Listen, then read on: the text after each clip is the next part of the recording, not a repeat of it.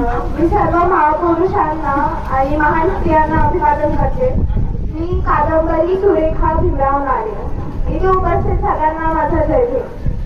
आज आपण इथे जिजांना म्हणजेच माझ्या बाबांना अभिवादन करण्यासाठी जमलोय.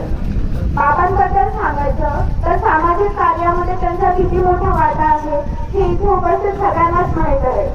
पण ते त्यांच्या वैयक्तिक जीवनात कसे होते आणि त्यांचं आमच्याशी नातं कसं होतं हे कधी सांगायची संधीच मिळाली नाही.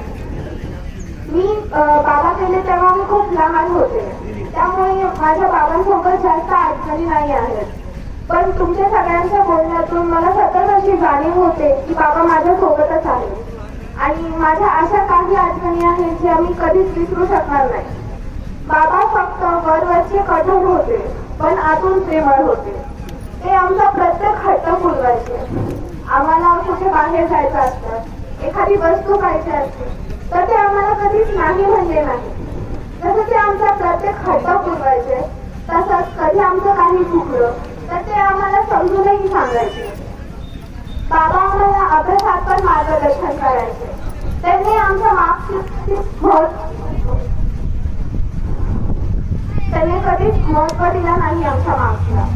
ते हमेशा असं म्हणायचे की आपण जे पण प्रयत्न करतो त्यातून आपण काहीतरी शिकायला पाहिजे आणि ज्या आपल्याकडून चुका होतात त्या परत नाही व्हायला पाहिजे असंच त्यांना वाटायचं.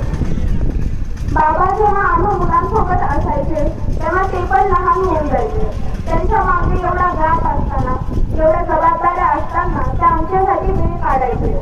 आणि म्हणूनच ते सगळ्यांसाठी जिजा होते पण आमच्यासाठी बाबा होते. आयुष्य जगत असताना आयुष्यात खूप संकटे येतात, पण त्यातून पळून जाणं किंवा त्यापासून दूर जाणं हे त्याच्यावरती सोल्युशन नाहीये. पण त्या समस्यांना, त्या गोष्टींना मात करणं हीच बाबांची शिकवण आहे. त्यामुळे जेव्हा बाबा आपल्याला सोडून गेले आम्ही त्या गोष्टीपासून सावरू शकलो ते फक्त आणि फक्त बाबांच्या याच शिकवणीमुळे. बाबा जेव्हा गेले तेव्हा मी खूप लहान होते, त्यामुळे मला त्या परिस्थितीचं गांभीर्य नव्हतं. पण मी जसं जसं मोठी होत गेले तुमच्या सर्वांकडून तुमचे अनुभव ऐकले, तुमच्या बाबांसोबत असलेल्या आठवणी ऐकल्या, तेव्हा मला असं वाटलं की मला पण बाबांसोबत अजून थोडा वेळ मिळायला हवा होता. पण तो मला मिळू शकला नाही. आणि म्हणूनच मला असं वाटतं की ज्या लोकांना बाबांचा सहवास लाभला, बाबांसोबत काम करता आलं, ते खरंच खूप नशीबवान आहे. शेवटी मी माझ्या मोठी बहीण काळजी दीदीने लिहिलेली कविता सादर करते, ज्यातून आपल्याला बाबांचं संपूर्ण आयुष्य कळते. एक लहान मुलगा शेळ्यांमागे, कोणाला काय ठाऊक तो कुठे कसा जगेल. खूप शिकून मोठा व्हायची त्याची इच्छा. गरीब घरातला असून तो घेऊन बसायचा पुस्तकांचा गुच्छा.